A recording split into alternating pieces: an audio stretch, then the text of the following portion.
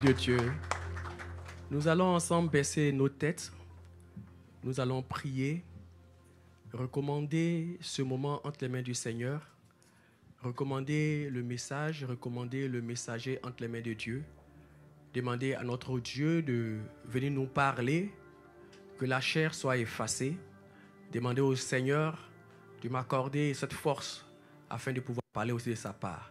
Ensemble, élevons la voix et prions le Seigneur. Dieu de gloire, Dieu de bonté, je bénis ton saint nom ce matin. Merci pour ton amour, merci pour ta bonté, merci pour ta fidélité. Merci, agneau de Dieu, toi qui me fais la grâce de pouvoir me tenir en présence de ton peuple. Oui, ce peuple saint, ce peuple que tu as aimé. Seigneur, notre Père, et que tu as convié à ton repas éternel ce matin. Car ta parole dit que l'homme ne se nourrit pas seulement de pain, mais se nourrit de toute parole qui sort de ta bouche. Ton peuple, ô Dieu de gloire, veut s'abreuver à ta source. Ton peuple, ô Dieu de gloire, veut, éternel notre Dieu, être nourri par une nourriture qui vient de toi. Seigneur, qui suis-je, ô Dieu Tout-Puissant, de parler, éternel notre Dieu, de ta parole, si ce n'est que toi seul qui peux parler. C'est pourquoi je prie que tu mettes ta parole dans ma bouche. C'est pourquoi je prie que, Seigneur notre Père, ma personne soit effacée. Mais toi-même, éternel notre Dieu, viens parler, dispose nos cœurs, afin que, Seigneur notre Père, nous puissions saisir la parole qui va venir. Seigneur, aide-moi, notre Dieu, à me tenir, éternel, ô mon Père, au dos de cette tribune, pour pouvoir parler à ton peuple. Au nom de Jésus. Amen. Amen. Gloire à Jésus. Merci. Gloire à Jésus. Merci, Seigneur. Ce matin encore, c'est une grâce et un honneur pour moi de me tenir devant vous pour pouvoir parler encore de la part de Dieu. J'aimerais remercier le Seigneur. Remercier le Seigneur qui permet que c'est moi qui puisse débuter ce thème. Je ne suis pas le meilleur des prédicateurs. Il y a de grands hommes de Dieu que j'apprécie, dont je respecte l'onction. Mais le Seigneur a dit non, aujourd'hui c'est toi qui commences. Alléluia. Et j'aimerais lui dire merci. Dis merci aussi au pasteur qui nous fait confiance. Dis merci au pasteur qui continue de nous booster toutes les fois que nous passons sur cette tribune et qu'il y a des choses à corriger, qui ne manquent pas de nous appeler, de nous dire telle chose, fais ceci, fais cela, et qui nous encourage toujours à pouvoir continuer sur cette voie. J'aimerais bénir vraiment la vie du berger de cette maison. Merci aussi au pasteur Nathalie, qui est présente aujourd'hui, mais qui m'a fait la part belle, qui a dit commence. Alléluia. Alléluia. Si vous demandez à tous les prédicateurs, ils vous diront qu'il y a deux moments qui sont difficiles. Commencer un séminaire et terminer un séminaire. Commencer, c'est toi qui dois frayer le chemin pour qu'on voit comment orienter les choses. Terminer. Lorsque vous devez terminer un séminaire à l'église Maison de Restauration, il faut beaucoup prier. Parce que ceux qui passent avant toi, waouh! Alléluia! Alléluia! Et tout cela, c'est pour la gloire de Dieu. Nous le faisons dans l'amour, on se tatine, et puis les choses vont de l'avant. Amen! Amen! Alors, le thème qui a été donné ce mois, c'est ne pas accomplir les désirs de la chair. Ne pas accomplir les désirs de la chair. Et ce mois, nous voulons célébrer la vie, nous voulons célébrer l'œuvre du Saint-Esprit dans la vie de l'homme. Nous savons que dans ce mois de novembre, les gens célèbrent autre chose.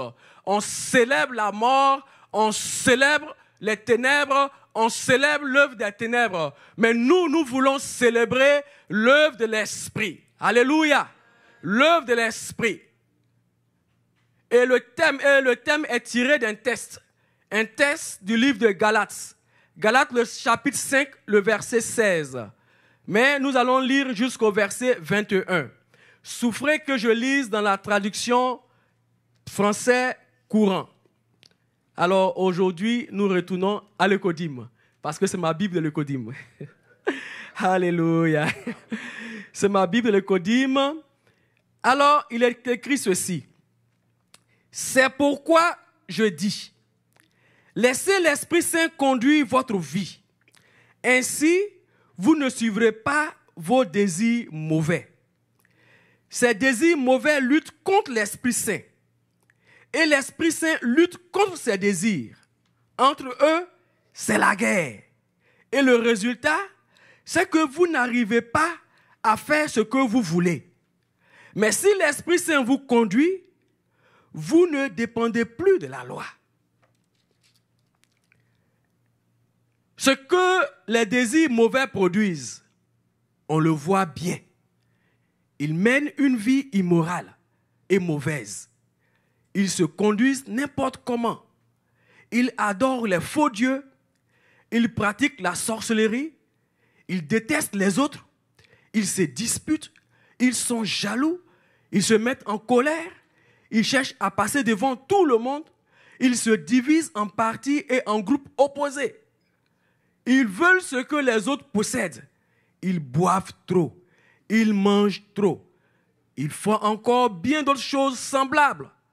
Je vous avertis, et je l'ai déjà dit, ceux qui font ces choses-là n'auront pas de place dans le royaume de Dieu. Alléluia. Alléluia. La traduction Semeur dit, je vous dis ceci, laissez le Saint-Esprit diriger vos vies et n'obéissez pas aux désirs qui animent l'homme livré à lui-même. Alors, cette parole que nous venons de lire, nous l'avons bien dit, est tirée du livre des Galates. Mais c'est l'apôtre Paul qui était en train de donner des instructions à une église.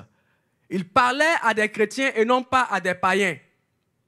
Il ne leur faisait pas de proposition. Une proposition, elle est soumise à discussion. On peut proposer qu'on continue l'agrandissement de ce temple. Le pasteur peut dire, écoutez, je souhaiterais qu'on fasse tomber à nouveau ce mur. Et il peut faire un sondage où il peut demander, comment est-ce que vous voyez mon idée? Est-ce qu'elle est bonne? Pasteur, nous pensons qu'on vient de faire l'agrandissement, il n'y a pas trop longtemps, attendons que le temple soit vraiment, attendons à telle période.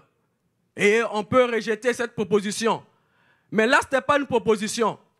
Paul ne dit pas à l'église, il ne dit pas aux chrétiens, vous avez le choix de marcher selon l'esprit. Il dit non, marchez selon l'esprit. Parce que l'apôtre Paul venait de faire un constat. Le constat est que le peuple de Dieu qui avait écouté la parole, qui a accepté l'évangile et qui a adopté cet évangile, qui a commencé à marcher, qui marchait avec le Seigneur, a commencé à marcher autrement. C'est pourquoi quand on va dans le livre de Galates 3, Paul pouvait dire, « Oh Galates, qui vous a fasciné, qui vous a trompé, vous aux yeux de qui Christ a été peint comme crucifié, vous-même qui avez cru que par son sang vous avez été purifiés, que vos péchés sont effacés, qui vous a trompé pour que vous retourniez encore en arrière, pour que vous commenciez à marcher encore dans la loi, parce que de faux docteurs sont rentrés dans l'église et ont commencé à enseigner des hérésies, à enseigner beaucoup de choses. Comme aujourd'hui, nous voyons beaucoup de choses sur les réseaux sociaux. Parfois, quand on ne prend pas garde, on peut prendre un faux message et puis on commence à reculer, on commence à faire des choses qui ne sont pas bibliques. Alléluia. Et donc, Paul était en train de tirer leur attention, me leur dire que vous marchez bien hier, mais je constate aujourd'hui que l'Esprit de Dieu qui vous conduisait, cet esprit-là ne vous conduit plus. Pourquoi est-ce qu'il ne vous conduit plus? Pourquoi est-ce que vous ne laissez pas le Saint-Esprit prendre le volant de votre vie et que vous êtes en train de marcher selon la chair? Et lui-même, Paul pourra dire un jour que cette chair-là, moi-même, quand je regarde la chair, parfois je veux faire ce qui est bon, mais je n'arrive pas à faire ce qui est bon parce que la chair combat l'esprit. Et donc Paul est en train de lui dire, Toutes les fois que vous laisserez la chair prendre le commande de votre vie, toutes les fois que vous laisserez la chair prendre le devant de toutes choses, vous poserez des actes qui ne vont pas honorer le nom de Dieu. Et dans le prolongement du discours de Paul, il parlera de ces actes-là que nous avons lus en français facile, mais quand nous voyons dans la traduction Louis II, la traduction Louis II nous dira l'impudicité, la fornication, l'adultère, l'ivrognerie, l'excès de table. Alléluia, alléluia. Et beaucoup de chrétiens ont des luttes. Ben, quand nous voyons, c'est une dualité. Il dit, marchez selon l'esprit et vous n'accomplirez pas les désirs de la chair. Et la Bible nous dit que la chair et l'esprit se font la guerre. Il y a donc une guerre dans la vie du chrétien. Quand une personne se donne au Seigneur, souvent les chrétiens pensent que quand on vient à Christ, la chair automatiquement change. Ma chair change de physionomie. Peut-être que si mon sang est rouge, le sang ne changera pas de couleur. Le sang va demeurer rouge. Si la chair aime que tu manges, tes appétits ne vont pas disparaître. Tes appétits resteront là. Quand on devient chrétien, nous restons encore avec nos habitudes. Mais dans la progression avec le Seigneur, il y a quelque chose qui se passe.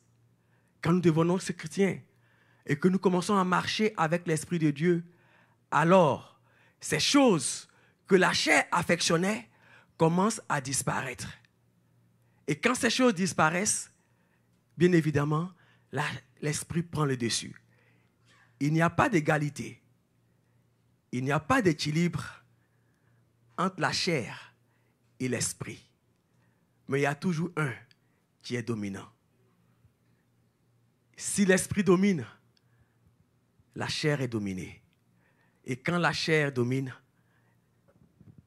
l'esprit en toi est dominé. L'esprit en toi n'agit plus. Alléluia. Et donc, beaucoup de chrétiens vivent ces combats.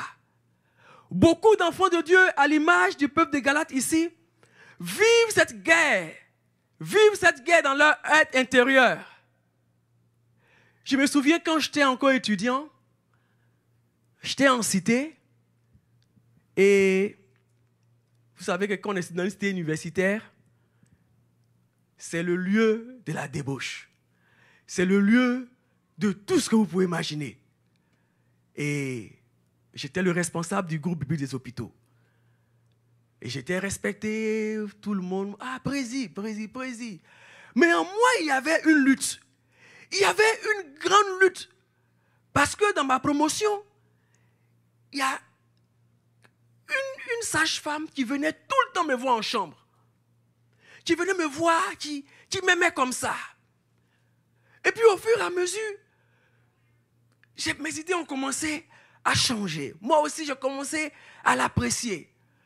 Et puis, l'Esprit de Dieu me dit, mon frère, fais attention.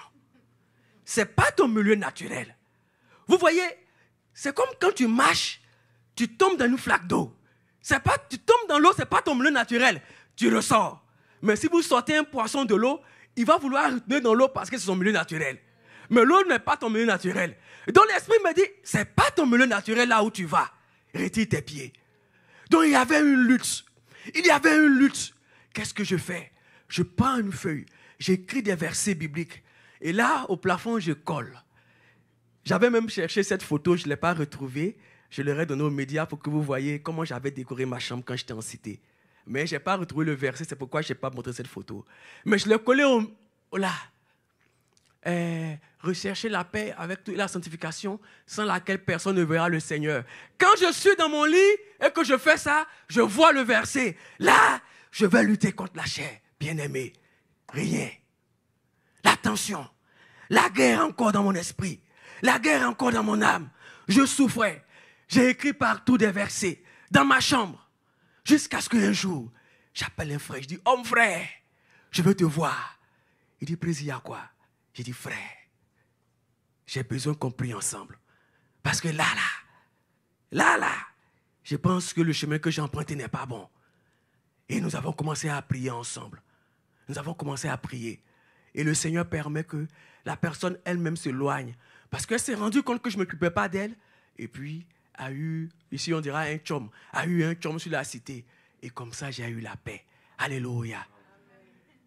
Quand cette guerre a commencé en moi, la première des choses que je voulais faire, c'était de trouver une solution. Et la solution, c'était quoi?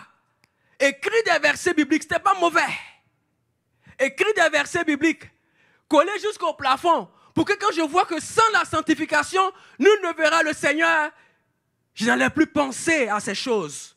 J'allais être droit, mais c'était peine perdue. C'était peine perdue. Parce que mes efforts personnels ne pouvaient pas m'amener à triompher du combat ou de la lutte que j'avais en moi. Alléluia. Et c'est l'erreur que beaucoup de chrétiens commettent aujourd'hui. Lorsqu'ils traversent un problème, lorsqu'ils traversent une crise,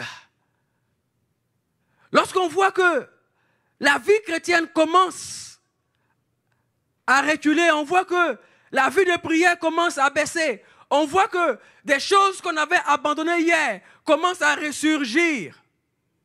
On cherche des stratégies. Bon, je pense que si chaque matin je me lève et que... Bon, attends, cette personne-là, d'ailleurs, je supprime son numéro de mon téléphone. C'est une bonne chose. Mais après, on va prendre l'agenda, on fouille, on remet le numéro. On cherche des solutions. Alléluia. J'ai l'impression que beaucoup se reconnaissent dans la suppression des numéros. Alléluia. Ce n'était pas dans mon message, mais c'est venu comme ça. Parce qu'on supprime des numéros parfois. En supprimant ce numéro, je n'aurai plus le numéro dans mon téléphone. Et cela même, elle va t'appeler. Et le numéro va apparaître. Alléluia. Malgré tout ce que tu vas faire, le mal est là. Il te suit. Paul pouvait dire dans le livre de Romains 7, 24 à 25, il dit, « Mais voici bien malheureux. Qui me délivrera de ce corps qui me conduit vers la mort? Remercions Dieu par Jésus-Christ notre Seigneur. Ainsi, avec mon intelligence, j'accepte la loi de Dieu, mais avec ma faiblesse, j'obéis à la loi du péché. Qui me délivrera de ce corps qui m'entraîne vers la mort? » La chair a tendance à nous attirer vers le péché. La chair a tendance à nous attirer vers la mort. Tel est le rôle de la chair. C'est pourquoi la Bible dit que nous sommes pécheurs, nous sommes nés pécheurs. Et nous sommes nés, cette chair-là, son rôle, c'est de nous amener dans les abîmes. Et gloire soit rendue à Dieu, qui vient nous donner son Fils. Et à travers lui, nous avons la vie. Et quand nous acceptons le Seigneur, Dieu nous fait grâce du Saint-Esprit qui vient habiter en nous. Et la volonté du Saint-Esprit, c'est que nous puissions le laisser grandir. C'est que nous puissions le laisser nous conduire. C'est que nous puissions le laisser nous diriger. Parce que la chair ne laissera jamais le chrétien aller de l'avant. La chair ne laissera jamais le chrétien adorer Dieu correctement. La chair ne laissera jamais le chrétien à pouvoir servir Dieu comme Dieu le souhaite, comme la Bible dit. Alléluia. L'homme est né pécheur. Mais Christ, par son esprit en nous, nous aide à combattre les œuvres de la chair. Alléluia. Alors, ce matin, le premier point que nous allons voir, c'est que signifie marcher par l'esprit? Que signifie marcher par l'esprit? L'apôtre Paul dit, marchez selon l'esprit et vous n'accomplirez pas les désirs de la chair. Quand l'apôtre Paul dit marcher par l'esprit, qu'est-ce qu'il veut dire par là? Marcher par l'esprit, le mot grec qui a été utilisé veut dire marcher continuellement. Paul était en train de dire aux chrétiens, et j'insiste encore, non pas aux païens, mais c'est aux chrétiens qui s'adressait. Il dit, avec le Saint-Esprit, marchez continuellement, marchez sans arrêt, marchez sans vous arrêter. Quand c'est le Saint-Esprit, il faut marcher avec lui sans s'arrêter, marcher continuellement. Alors, quand nous marchons par l'Esprit, ou que nous marchons selon l'Esprit, c'est marcher par la foi. Alléluia. Marcher continuellement par la foi. Donc, marcher par l'Esprit, premièrement, c'est marcher par la foi. Marcher par l'Esprit, c'est agir, c'est penser, c'est en parole, en action, par le Saint-Esprit. Quand je marche par l'Esprit, ma façon de penser, ma façon de parler et ma façon de poser mes actes, c'est par le Saint-Esprit.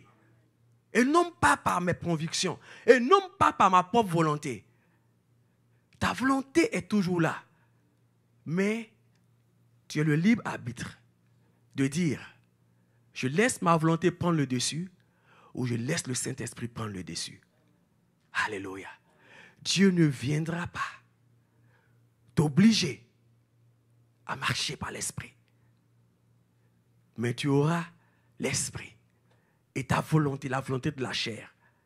Et tu seras le libre arbitre. Et donc, ta façon de penser, de parler et d'agir, tu dois laisser le Saint-Esprit conduire cela. Alléluia. Comment nous pensons? Quelles sont les idées qui nous animent? Quelles sont les idées qui nous habitent? Quelles sont les paroles que nous prononçons? Je peux paraître pieux devant vous, mais quand je suis seul, qu'est-ce que je dis? Qu'est-ce que je fais? Quelles sont mes pensées? Un jour, j'étais allé quelque part, j'étais allé voir un de mes pasteurs et il voulait prendre la musique dans mon téléphone et il m'a dit, est-ce que je peux copier ta carte mémoire? Je lui ai dit, il n'y a pas de problème. Il dit, c'est bon? Je dis, pasteur, il n'y a pas de problème, tu peux copier. Alléluia.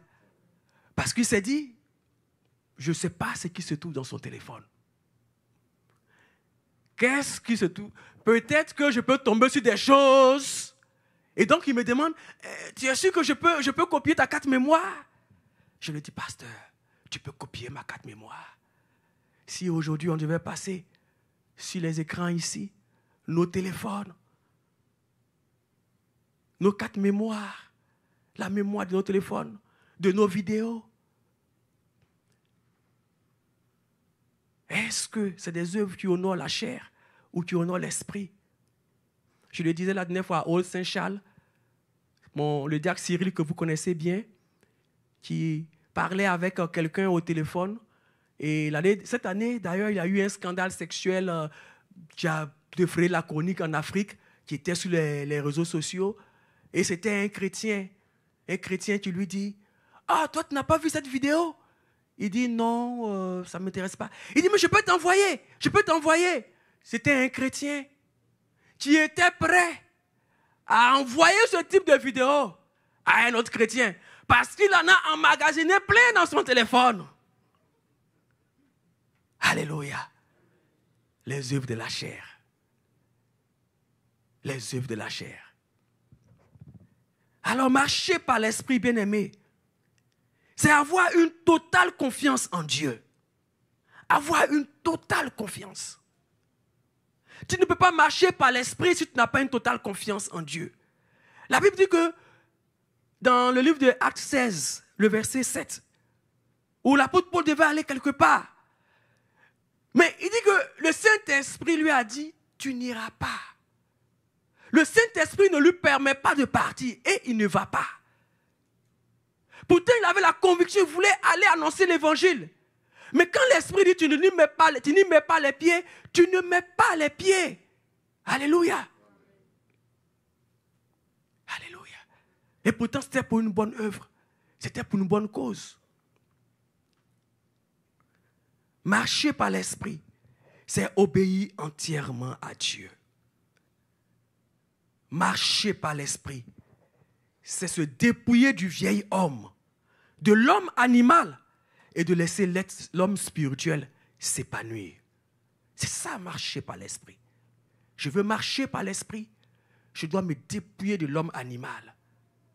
De l'homme animal qui affectionne les choses que Paul a citées. Et d'ailleurs, c'était à titre indicatif. C'était à titre indicatif. Car quand nous lisons, Paul dit, et des choses semblables.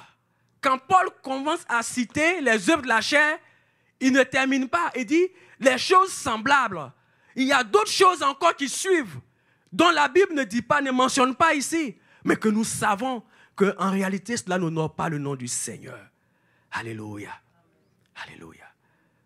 Nous rendons grâce à Dieu qui nous a envoyé le Consolateur pour nous conduire. Est-ce que nous laissons le Consolateur nous conduire véritablement? Est-ce que nous laissons le Consolateur prendre la première place dans notre vie véritablement? En deuxième point, nous allons essayer de voir quelques raisons. Quelques raisons qui peuvent empêcher le chrétien de marcher par l'esprit.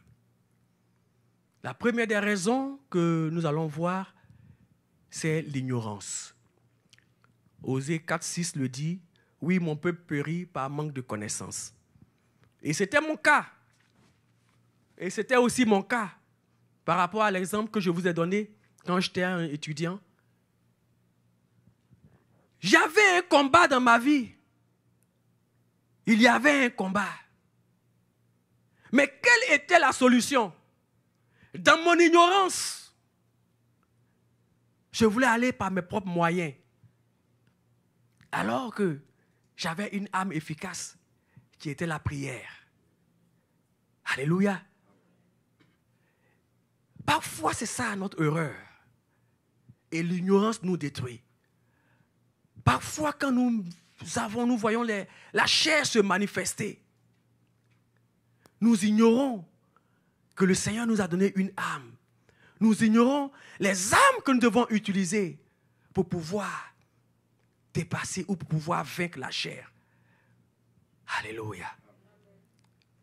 Et beaucoup de chrétiens, comme moi aussi, certainement sont là, ont des luttes en leur fort intérieur, mais qui ignorent que la prière est assez efficace pour chasser l'ennemi, que la prière est assez efficace pour chasser les mauvaises pensées. Alléluia. Alléluia. Le deuxième, je l'ai appelé le temps de distraction supérieur au temps de prière. Voici encore un des moyens qui peut faire que on peut ne pas marcher par l'esprit et que la chair risque de prendre le dessus. Le temps de distraction. Quel est le temps que nous accordons aux distractions dans la journée? Et quel est le temps que nous accordons à nous nourrir de la parole de Dieu ou à prier? Quand on se lève le matin, quel est le premier réflexe que nous avons? Est-ce que le premier réflexe est de dire, Père, je te rends grâce parce que tu m'as accordé le souffle de vie? Ou le premier réflexe, c'est de regarder les buzz que nous avons ratés quand on dormait? Quel est le premier réflexe quand nous sommes à la pause au travail? Est-ce que nous prenons notre téléphone pour dire, je veux lire une portion de l'écriture parce que ce matin, je n'ai pas eu le temps de méditer à 6 heures quand je me suis réveillé? Ou est-ce que nous allons directement sur les réseaux sociaux pour voir l'actualité ou les buzz que nous avons ratés? Combien de temps dans la journée, quand à la fin de la semaine, ton téléphone t'envoie le bilan, il te dit tu as passé 17 heures si tu as utilisé ton téléphone, tu as consacré 8 heures à Facebook, tu as consacré 4 heures à WhatsApp, tu as consacré 2 heures à Instagram, et puis tu vois une application de la Bible, peut-être 15 minutes. Moi, en tout cas, mon téléphone m'envoie le bilan chaque semaine. Le bilan hebdomadaire. Je sais que ton téléphone t'envoie aussi le bilan hebdomadaire. Regarde les applications qui ont été le plus utilisées. Regarde le temps qu'on a consacré aux choses futiles et le temps que nous avons consacré aux choses utiles. Et quels résultats attendons-nous? Quels résultats attendons-nous, bien-aimés? Si nous passons le temps à nourrir la chair, si nous passons le temps à donner à la chair ce qu'elle veut, si nous passons le temps à donner au corps ce qu'il veut, bien-aimés, il n'y a pas d'équilibre, je l'ai dit, entre l'esprit et la chair. Il n'y a pas d'équilibre. Il y a toujours un qui va évoluer au détriment de l'autre. Et si vous nourrissez la chair prend le dessus. Et si on nourrit l'esprit prend le dessus. Alléluia. Alléluia. C'est ce que Paul avait vu. C'est le constat que Paul a fait. Parce qu'il a vu que les gens vivaient maintenant par la chair. Les gens vivaient, ils faisaient des choses pas possibles. Qu'un homme spirituel ne peut pas faire. Mais que seul l'homme animal, l'homme charnel peut faire. Et c'est pourquoi il parle aux chrétiens. Notre temps de distraction ne doit pas être supérieur à notre temps de consécration. Je le répète. Et cela me concerne moi aussi. Que notre temps de distraction ne doit pas être supérieur à notre temps de consécration. Nous devons pouvoir veiller, supprimer certaines choses, diminuer certaines choses pour laisser l'Esprit de Dieu prendre le dessus, pour laisser l'Esprit de Dieu grandir. Alléluia. Et au fur et à mesure, nous verrons que nous allons commencer à abandonner certaines choses. Nous allons voir que si l'Esprit de Dieu prend le dessus, il y a des choses qu'on affectionnait ou qu'on affectionne aujourd'hui. On sera surpris de voir que, oh, c'est moi qui aimais cette chose, mais aujourd'hui, là, ce n'est plus. Alléluia. On se rend compte qu'aujourd'hui, ce n'est plus le cas. Et là, on a vu l'exemple, on peut voir un exemple dans le livre de Luc 15, le verset 12, qui parle du fils prodigue. Et le monsieur là, il était dans la maison du père. Dans la maison du père. Mais il affectionnait les choses du dehors. Tellement il aimait les choses du dehors. Un matin, il s'est retrouvé dehors. Amen. Alléluia. Amen. Il a quitté la maison du père. Les choses du dehors l'ont attiré. Il est parti. Et chaque fois que je lis la parole, la partie qui me touche dans cette parabole, lui, hébreu, il sait que dans l'Ancien Testament, on ne touche pas au porc. On ne mange pas porc.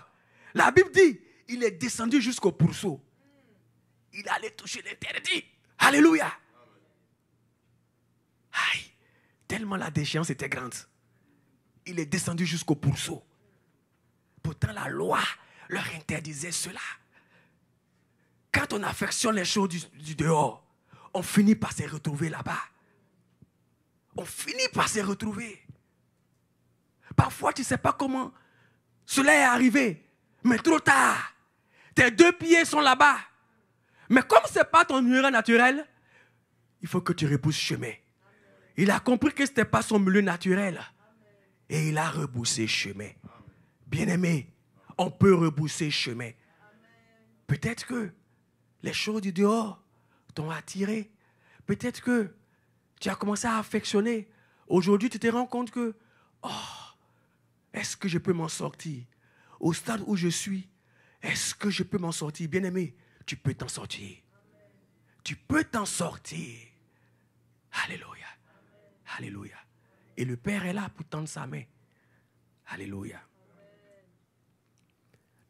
La troisième chose que j'ai pu identifier, c'est aussi la mauvaise compagnie. La mauvaise compagnie peut nous amener à ne pas marcher par l'esprit. Peut nous amener à marcher, à affectionner les choses de la chair.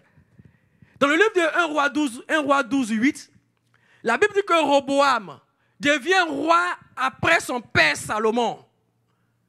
Et il commence à gérer le pays. Et ce monsieur-là, il va s'entourer de ses amis. Et il commence à augmenter la charge du travail du peuple.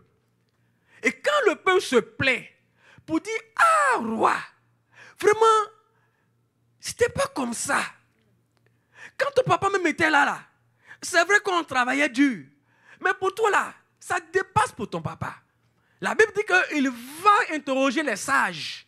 Il va voir les hommes de Dieu. Il voit les gens qui sont respectables, les gens qui craignent Dieu. Ils lui disent, petit, tu es roi, c'est vrai. Mais ce que tu es en train de faire, tu es en train d'exagérer. Va tout doucement. Et là, il réfléchit, dis donc. Il y a mes amis avec qui j'ai joué au billes, ceux avec qui j'ai joué au soccer, ceux avec qui j'ai joué au baby-foot. Ça, c'est mes gars sûrs. D'ailleurs, c'est avec eux que je fais les soirées pyjama, c'est avec eux que je fais les parties. Et là, il va les voir. Et ils lui disent, quoi? Tu es un jeune roi, ne te laisse pas faire. C'est ton époque. Vas-y, fonce. Et au roi moral, le courage de dire au peuple, si mon père vous a fouetté, si vous a chicoté, a frappé avec un fouet, moi, ça va être des scorpions que je vais vous fouetter. Conséquence, résultat, le pays a été divisé en deux. La mauvaise compagnie, il s'est entouré de personnes mauvaises. Il s'est entouré de personnes qui n'avaient pas la crainte de Dieu. Résultat, ils lui ont donné un faux conseil. Quand un des fils de David tombe amoureux de sa sœur, de sa demi-sœur, il va voir un de ses amis pour dire, j'aime ma demi-sœur, mais vraiment je ne sais pas comment faire. Son ami lui dit, fais comme si tu es malade. Et on va dire à ta soeur de t'apporter à manger. Et tu pourras faire ce que tu veux. Alléluia. Résultat, il a commis l'inceste. Quand on s'entoure d'une mauvaise compagnie, bien aimé, la mauvaise compagnie te donnera toujours les choses de la chair. Parce qu'ils n'ont pas l'esprit. Ils n'ont pas l'esprit. Pilate se lève un matin. Il regarde le Seigneur Jésus. Il sait que Jésus n'a rien fait. Il demande au peuple, il demande à ceux qui ne craignent pas le Seigneur, que voulez-vous que je fasse de Jésus qu'on appelle le Christ? On dit crucifie-le. Alléluia. Hey, va demander le conseil à un homme qui ne craint pas Dieu. Tu n'auras pas une réponse qui vient de Dieu. Mais c'est la chair qui te parlera. Alléluia. Alléluia. Et donc, les œuvres de la chair, ou pardon, la mauvaise compagnie, peut nous amener à nous éloigner aussi de Dieu. Le troisième point que nous verrons, c'est les œuvres de la chair. Oh, le quatrième? Oh. Le troisième grand point. Le troisième grand point, c'est les œuvres de la chair. Alléluia. Et comme je le disais, Paul nous a cité quelques exemples. Et ces quelques exemples ont été regroupés sous 3 points, en 3 groupes. Alors, le premier groupe, ce sont les péchés reliés à la façon dont l'on se suit dans le domaine sexuel. Paul dit, il parle de la fornication, de l'adultère. Ah donc, les œuvres de la chair, Paul les a regroupées en 3 groupes. Un premier groupe qui sont les péchés reliés à la chair, au domaine sexuel. Et le mot grec qui a été utilisé, c'est pornéa. Pornéa, le mot grec qui a été utilisé. Inutile de vous dire que c'est de là que découle le mot pornographie. Et c'est le terme que Paul a utilisé pour parler, pour identifier comme œuvre de la chair certaines choses qui sont reliées au domaine sexuel. Le deuxième groupe est relié à la religion humaine, dont Paul parle de l'idolâtrie. Il parle de la magie. Alléluia. Et le troisième groupe, c'était le péché relié aux relations humaines, les rivalités, les animosités, l'ivrognerie, l'excès de table. Alléluia. Et donc, la chair affectionne ces choses. Et quand, en tant qu'enfant de Dieu, on se rend compte que il y a un élément d'un de ces groupes qui commence à se manifester, il est important de pouvoir le faire taire. Il est important de pouvoir le rejeter. Ça peut être un élément du groupe 1. Ça peut être un élément du groupe 2. Ça peut être un élément du groupe 3. Mais c'est aussi une œuvre de la chair. Alléluia. Il est donc important pour nous de pouvoir identifier les œuvres de la chair qui font la guerre à l'esprit qui est en nous. Les œuvres de la chair qui font la guerre à l'esprit. Le 4e point, les conséquences des œuvres de la chair. Quelles sont les conséquences des œuvres de la chair? C'est vrai que Paul, à la fin, dira que ceux qui commettent ces telles choses n'hériteront pas du royaume des cieux. Ça, c'est quand tu n'as pas pu sortir et que tu es mort dans ça. Mais avant qu'on arrive à ce stade, pour celui qui ne connaît pas le Seigneur, une des conséquences des œuvres de la chair, quand tu es dans le Seigneur, à ceux que Paul parlait, premièrement, cela pète la communion avec Dieu. Et nous le voyons avec David dans le psaume 51. Dans le psaume 51, c'est le psaume de rémission, le psaume du pardon des péchés. Et je me souviens quand j'étais encore enfant, quand je faisais des choses qui ne sont pas bien, mon père me tapait. Et ici, on ne connaît pas ça. Hein. Les enfants, nos enfants sont nés ici, ne connaissent pas ça. Mais mon père, il avait des rotins, il avait mon nom Joël. Et donc, il appelle ma petite soeur, il dit, apporte le rotin. Et là, on sort pour Joël, il me tape correctement. Et puis, il dit, va dans la chambre, va rester le psaume 51. C'était le psaume de rémission des péchés de David. Et ce psaume, je le connais par cœur, bien-aimé. Jusqu'à aujourd'hui, je le connais par cœur. Oh Dieu, aie pitié de moi dans ta bonté. Alléluia. Et donc, David, un jour, a commis un péché du premier groupe. Un péché du domaine sexuel. Il a commis l'adultère en allant prendre la femme de Uri. Mais quand David finit de commettre l'acte, quelque chose se passe entre lui et Dieu. David sent que la paix qu'il avait, il n'a plus. La joie qu'il avait, il n'a plus cette joie. Et c'est pourquoi David, quand il va devant Dieu demander pardon, il dit, oh Dieu, aie pitié de moi dans ta bonté, selon ta grande miséricorde, efface mes transgressions. Mais au verset 14, il dira, rends-moi la joie de ton salut et qu'un esprit de bonne volonté me dispose. Alléluia.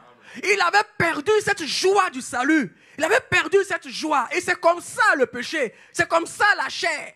Quand la chair domine, quand la chair a le dessus, tu es là, mais ton visage est triste. Il y a une joie, quelque chose qui te manque. Frère, tu es malade? Non. Sœur, ça va? Ça va. Qu'est-ce qui ne va pas? Ça va. Mais toi-même, en ton fort intérieur, il y a une paix, il y a une certaine joie qui te manque. Parce que la chair a pris le dessus. Cette joie-là a disparu. Et David a connu cela. Au point où David prie, demande pardon à Dieu. Pardon, cette joie que j'avais quand je t'ai connu, je veux que cette joie-là m'anime, Père. Je veux que cette joie m'anime. Parce que la communion entre lui et son Dieu était rompue. Alléluia. C'est une des conséquences. C'est que la communion que nous avons avec notre Dieu. La Bible dit que le Saint-Esprit est aussi attristé. Quand la chair prend le dessus, quand c'est les œuvres de la chair qui sont manifestes, le Saint-Esprit est attristé. Et il reste là, il attend. Et il n'agit plus. Alléluia. L'autre point, c'est la rétrogradation. La Bible dit que Lot regarde les plaines verdoyantes. Mais la Bible dit que derrière la plaine se trouve la ville de Sodome. Cette ville où les gens sont méchants, où les gens font ce que Dieu n'aime pas. Mais il regarde la plaine. Il dit, je vais aller là-bas quand même. Tonton Abraham, prends le désert, prends où il y a les graviers. Moi, je vais là où les plaines sont verdoyantes. Ce qui est intéressant, la Bible dit que cet espace-là ressemble au jardin d'Éden, mais ressemble à l'Égypte, qui est le pays de la servitude. Mais il y va quand même. Certainement que je n'aurai pas de contact avec les gens de Sodome. Je vais faire brouter mes animaux seulement de la plaine. Au finish, Lot se retrouve à Sodome. Il devient même notable à Sodome. Regardez combien de fois Lot, le neveu d'Abraham, qui est auprès de tonton Abraham, qui connaît Dieu, va rétrograder jusqu'à se retrouver à Sodome. Quand on laisse la chair prendre le dessus, bien aimé, on commence par rétrograder. On commence par rétrograder comme le fils prodigue, qui est dans la maison du père, mais il affectionne des choses du dehors, au point où il se retrouve parmi les pourceaux. Bien aimé, c'est une des conséquences des œuvres de la chair. Quand la chair commence à se manifester, il est important de lui dire « tais-toi ». Parce qu'elle est capable de t'amener à la rétrogradation. Elle est capable de l'amener hors de la maison du Père. Comme le fils prodigue ou comme Lot. Parce que quand la chair nous montre la chose, c'est beau à voir, c'est verdoyant. Lot pouvait dire « séparons ». Si c'est comme ça, je coupe comme ça, prends un peu de verre, un peu de gravier, je prends un peu de verre. Non, non, non, non, non. Il a pris tout ce qui est verre à lui seul. Mais derrière, il y avait Sodome. Mais ce qui était vert ressemblait au jardin d'Éden, mais ressemblait à l'Égypte. La chair nous montre toujours quelque chose qui ressemble au jardin d'Éden. Mais en réalité, c'est l'Égypte. En réalité, c'est l'Égypte. C'est l'Égypte. Prenons garde pour ne pas rétrograder. Prenons garde que la chair ne nous fasse pas reculer alors que nous devons avancer avec le Seigneur. La volonté de Dieu est que nous puissions avancer avec lui et non pas reculer. Et non pas reculer. Et quand tu vois que tu es en train de reculer, il est important de s'arrêter et de faire le bilan pour dire, oh, attention, attention, mon téléphone m'envoie le bilan de la semaine, je vois que j'ai consacré beaucoup de temps à des choses qui sont futiles. Attention, attention, et on commence à prendre garde. On commence à prendre garde. Je vois que je commence à me fâcher beaucoup. Je vois que pour un oui, pour un non, je me fâche. On dirait, c'est vrai, ces derniers temps, je ne prie pas assez. Je ne prie pas assez, c'est vrai. Et puis, je commence à retenir la prière. Parce que si je ne retrouve pas la prière, la colère va prendre le dessus. Et finalement, je deviens une autre personne dans la maison. Et la chair prend le dessus. La chair prend le dessus. Alléluia. Nous verrons un autre point qui est le 5e grand point. Je l'ai nommé « Comment résister aux œuvres de la chair ». Comment résister aux œuvres de la chair. Alors, pour résister aux œuvres de la chair, c'est vrai, c'est bien. On a dit que la chair veut nous amener à rétrograder. La chair veut nous amener à aller derrière. Mais si on veut résister aux œuvres de la chair, il faudrait qu'on laisse le Saint-Esprit. On laisse vraiment toute la place au Saint-Esprit. On se soumette au Saint-Esprit pour dire Saint-Esprit, conduis-moi. Saint-Esprit, dirige-moi. Il faut laisser le Saint-Esprit prendre la première place, bien-aimé. L'Esprit de Dieu, il est là, il est disposé. Il est prêt à nous faire avancer, il est prêt à nous faire monter. Mais c'est à nous de faire le choix. Si nous décidons qu'il passe, qu'il nous aide à avancer, il avancera avec nous. Comme je l'ai dit, Dieu ne nous obligera pas à marcher avec le Saint-Esprit. Dieu ne nous obligera pas à marcher avec le Saint-Esprit. Cela dépend de notre volonté. Nous voulons que le Saint-Esprit grandisse. Nous voulons être remplis du Saint-Esprit. Cela dépend de nous. Si nous voulons que la chair prenne le dessus, cela dépend de nous. Laissons le Saint-Esprit nous conduire. Mais aussi, nous devons vaquer à la prière. Et la Bible dit prier sans cesse. La Bible dit prier sans cesse. 1 Pierre 5,8 nous dit que soyez sobres, veillez et priez, car vous avez un adversaire qui rôde autour de vous. Un adversaire qui rôde. Et quand l'ennemi rôde, il cherche quoi? Il cherche à saisir la chair. Il cherche une faille. Une faille pour pouvoir saisir la chair, pour pouvoir entrer et commencer à dire à la chair, réclame ci, réclame ça, réclame tel plaisir, réclame. Et quand tu acceptes un deuxième arrive. C'est pourquoi la Bible dit quand on chasse un démon, quand il revient, que la maison est vide, il va chercher 7 autres plus forts que lui, il rentre. Une fois que tu as accepté de prendre un peu d'alcool, après, tu vas dire non, je vais prendre un peu de cigarette. Quand tu vas finir l'autre, tu vas dire non, je vais faire un peu de... C'est comme ça. C'est comme ça. Une fois que tu acceptes un autre va venir. Ils vont toujours réclamer. La chair va toujours réclamer. Et c'est la prière qui peut nous aider à pouvoir nous éloigner de ces choses-là. Lire la parole de Dieu nous permet de résister aux œuvres de la chair. Quand l'ennemi vient voir Christ et pour lui dire, transforme ces pierres en pain, Jésus lui répond, il est écrit. Il se sert de la parole. Bien-aimé, dans les moments difficiles, dans les moments où on est dans la lutte, une parole peut te donner la force. Une parole peut t'aider à surmonter ces choses. On peut résister aussi aux œuvres de la chair en se confessant ou en demandant de l'aide. Comme je l'ai dit, j'ai eu recours à un bien-aimé, mais pas à n'importe qui. Parce que ce n'est pas à n'importe qui que tu peux te confier dans la maison de Dieu.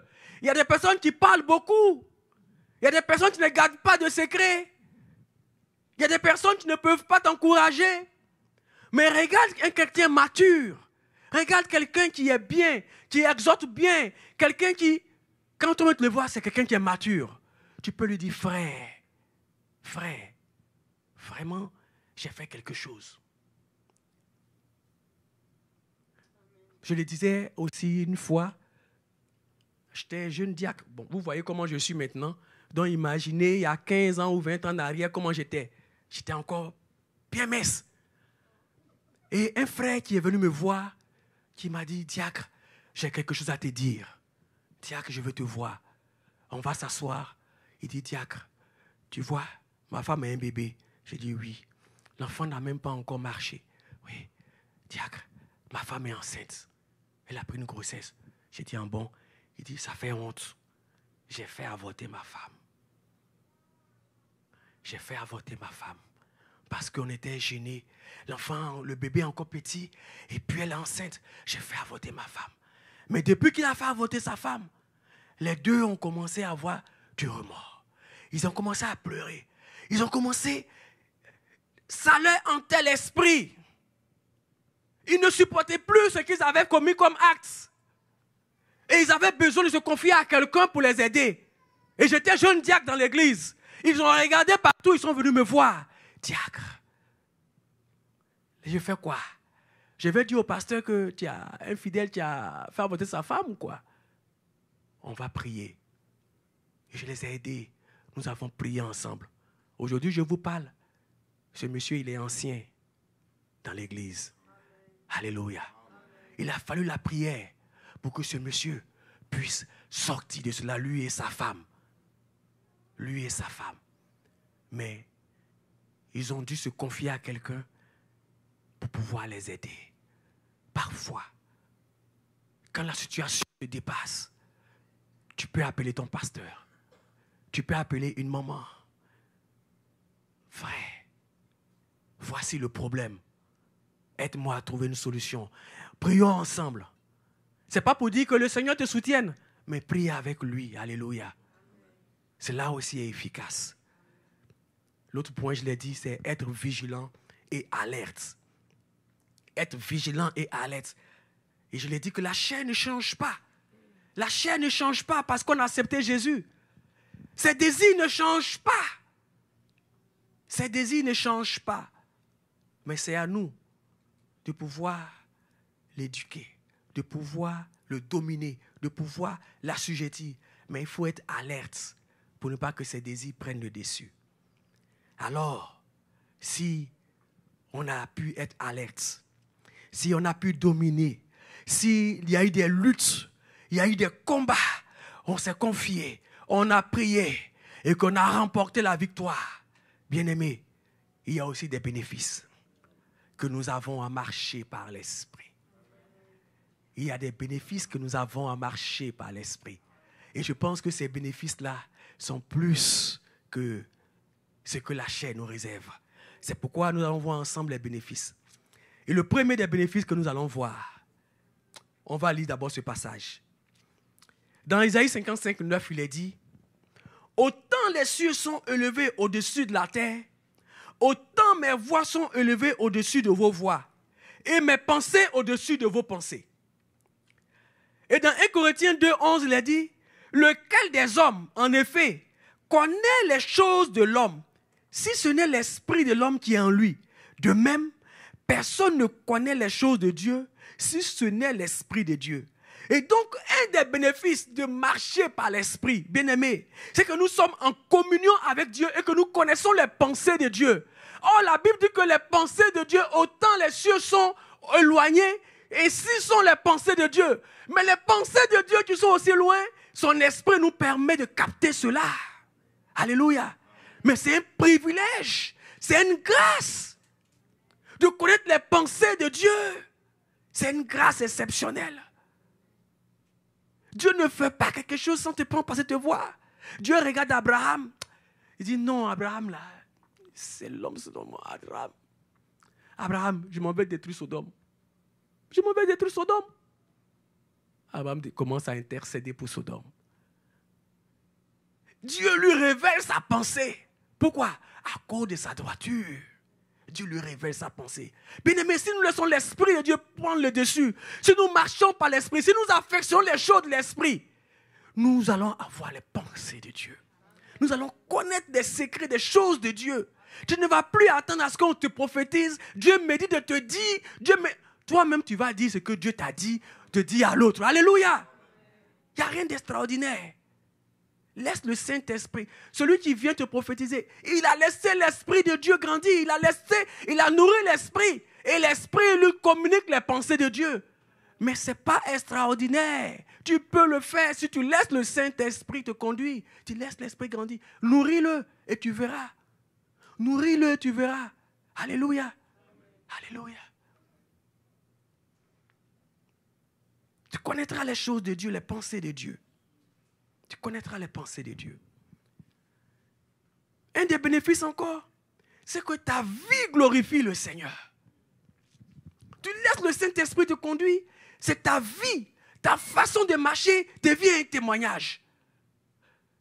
Partout où il y a un scandale, on dit, lui là au moins, bon, celui-là, bon, oh, je l'ai rendu ce témoignage ici une fois, quand j'étais encore étudiant.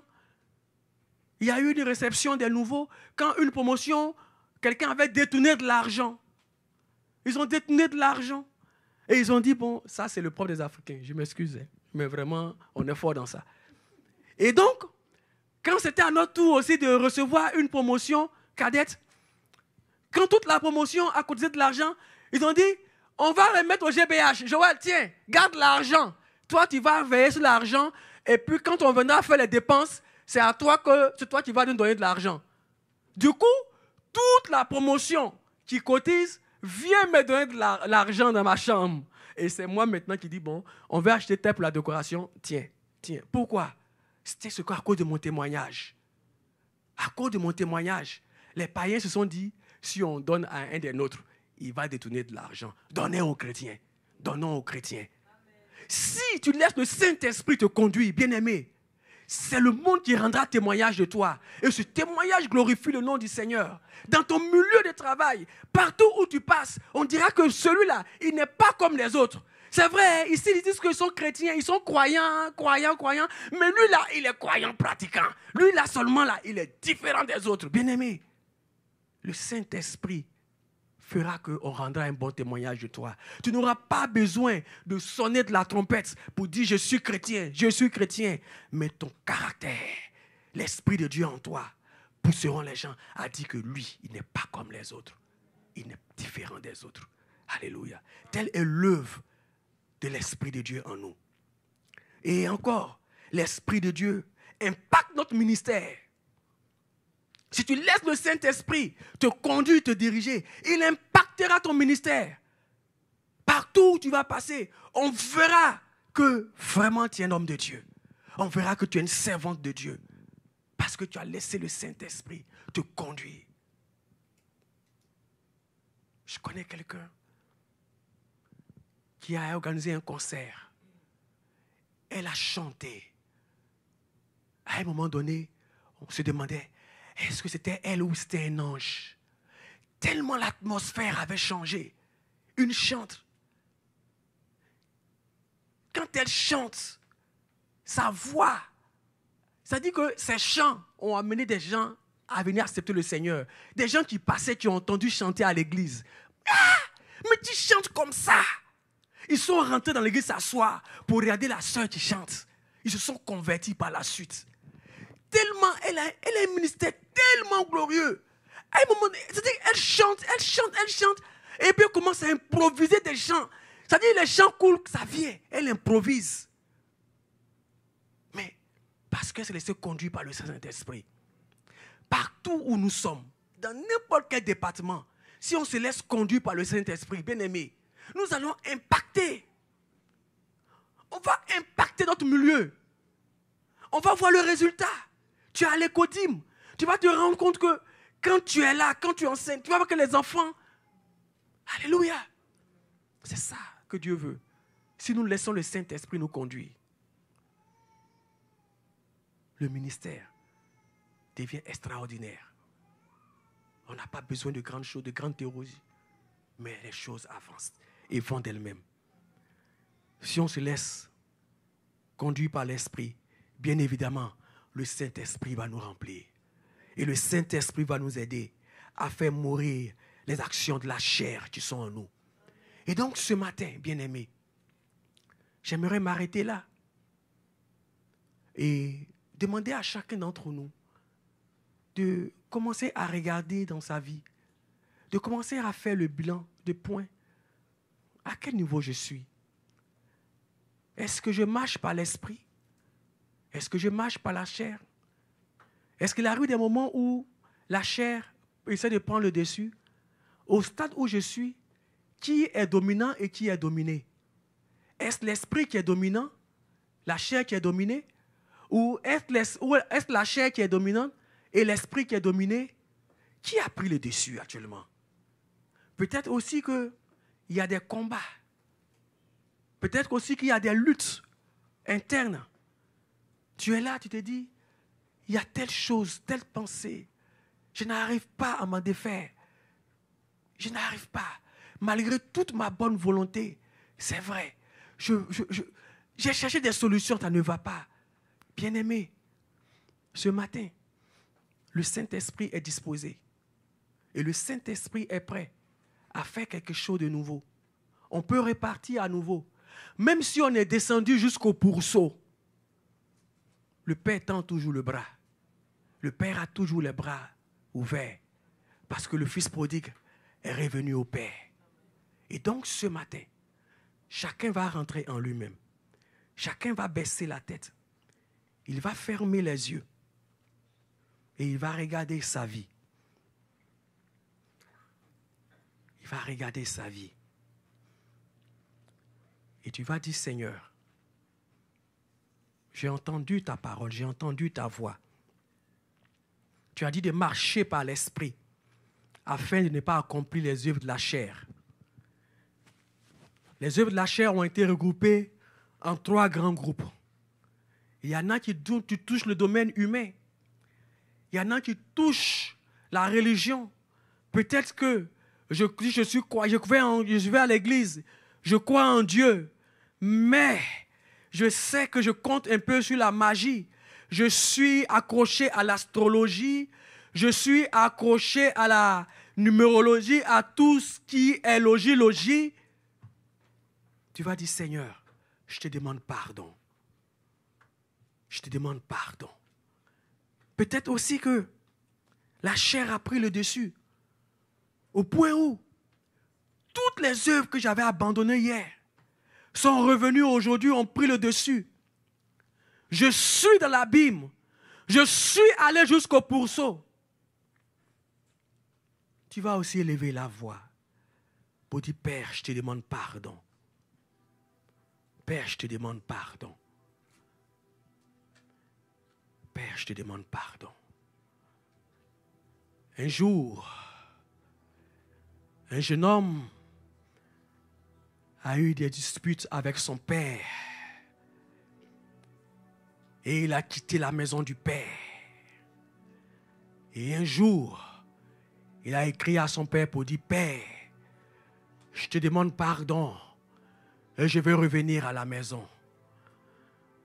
Et pendant que le fils venait, il a dit à son père, si tu m'as réellement pardonné, accroche un linge blanc au pommier qui est dans la cour. Je saurai depuis le train que tu m'as pardonné. Bien-aimé, savez-vous ce qui s'est passé? Pendant que le train avançait et que ce jeune homme était perturbé, avait peur que son père n'ait pas accroché un linge blanc pour lui accorder son pardon. Le père avait attaché un linge blanc à tous les arbres de la cour pour que si son fils ne voit pas le linge blanc sur le pommier, il voit au moins le linge blanc qui est sur l'oranger. Et ce matin, même si quelqu'un est descendu jusqu'au pourceau, le père a un linge blanc pour dire, je tends ma main, je te pardonne. Chacun va donc élever la voix, prier et demander pardon pour les œuvres de la chair, pour toutes les fois où on a laissé la chair nous dominer. Prions le Seigneur. Notre Dieu et notre Père, je voudrais ce matin te prier. Je voudrais ce matin t'invoquer, te demander pardon. Pardon pour la vie de ton Église. Pardon notre Père et notre Dieu de ce que, Père, nous avons laissé les œuvres de la chair prendre le dessus. Des choses que nous avons abandonnées hier. Aujourd'hui, ces choses ont pris le dessus. Seigneur, nous sommes conduits par la chair. Nos pensées éternelles sont remplies de convoitises, de choses charnelles, de choses qui n'ont pas à ton nom. Seigneur, malgré que nous venons dans ta maison, Seigneur notre Dieu, nous faisons confiance à l'astronomie, à l'astrologie, à la magie. Seigneur, nous voulons demander pardon pour la vie, notre Père et notre Dieu, de ces choses éternelles qui n'ont pas à ton nom, des œuvres de la chair, notre Dieu, qui ne peuvent que nous amener à la mort. Oh Dieu de gloire, Dieu de bonté, ce matin dans ton amour de Père, toi qui étends ta main, toi qui nous prends, toi qui nous laves, et toi qui nous donnes une tunique nouvelle, et qui nous met un anneau à nos bras, je prie notre Père et notre Dieu, ce matin, quel que soit notre niveau de rétrogradation, ce matin, quel que soit le point que tes enfants ont atteint, ce matin, celui qui pense qu'il a atteint le point de non-retour, oh Dieu de gloire, je prie Père Céleste, je demande pardon de toucher ton frère, de toucher ma soeur, de toucher ton enfant et de lui dire qu'il y a encore de l'espoir, de lui dire qu'il n'a pas atteint le point de non-retour parce que le Saint-Esprit est là, parce que le Saint-Esprit est disposé. Dieu de gloire, Dieu de bonté, je t'en supplie ce matin, que ton pardon soit notre partage, que le pardon soit le partage de ton Église ce matin. Je t'en supplie notre Père, notre Dieu, ce matin, Roi des rois, je demande pardon Seigneur, pardon pour les pourceaux que nous avons amenés dans ta maison, pardon notre Père et notre Dieu, Seigneur, pour les choses immorales que nous avons amenées dans ta maison. Je t'en supplie, Dieu d'Israël. Mais ouvre tes bras de paix, afin, notre Dieu, de nous accorder ta faveur ce matin.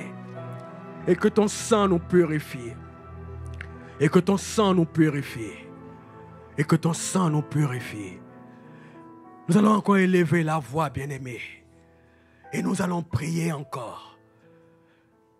Peut-être que tu as identifié des œuvres de la chair. Peut-être que des œuvres que Paul n'a pas citées ici, mais qui a dit des choses semblables. Peut-être que toi, tu les as identifiées. Moi aussi, du haut de cette chair, j'ai identifié aussi des œuvres. Nous allons prier le Seigneur et prendre autorité par l'Esprit qui est en nous. Briser les œuvres de la chair. Briser les liens qui nous lient. Peut-être que tu traînes ces œuvres-là comme des bouées à tes pieds. Quand tu fais un pas, ça te suit. Ça te suit comme ton ombre. Mais saisis-toi de l'autorité et brise cela. Ce matin, on va se tenir levé. Et tu vas prier, bien-aimé. Tu vas briser les œuvres de la chair. Tout ce qui t'empêche d'avancer. Tout ce qui t'empêche de croître. Tout ce qui t'empêche de clore dans ton ministère. Tout ce qui fait que tes œuvres n'avancent pas. Dans le nom de Jésus, élevons la voix et prions ce matin. Dans le nom de Jésus-Christ de Nazareth. Je veux prier notre Père et notre Dieu, afin, Seigneur, de prendre autorité. Autorité sur les œuvres de la chair. Autorité sur la magie.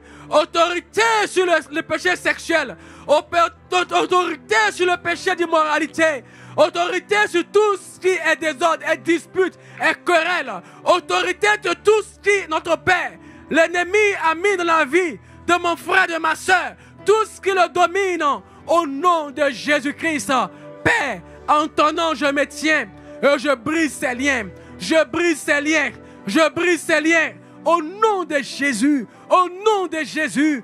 Père, Père, que le fardeau, oh Dieu Tout-Puissant, que porte mon frère, Seigneur, tombe ce matin. Éternel notre Dieu, je prie que tu le décharges de ce fardeau. Je prie que tu le décharges de ce fardeau. Père, je t'en supplie ce matin. Père, je t'en supplie ce matin, dans le... Merci Saint-Esprit. Merci Saint-Esprit.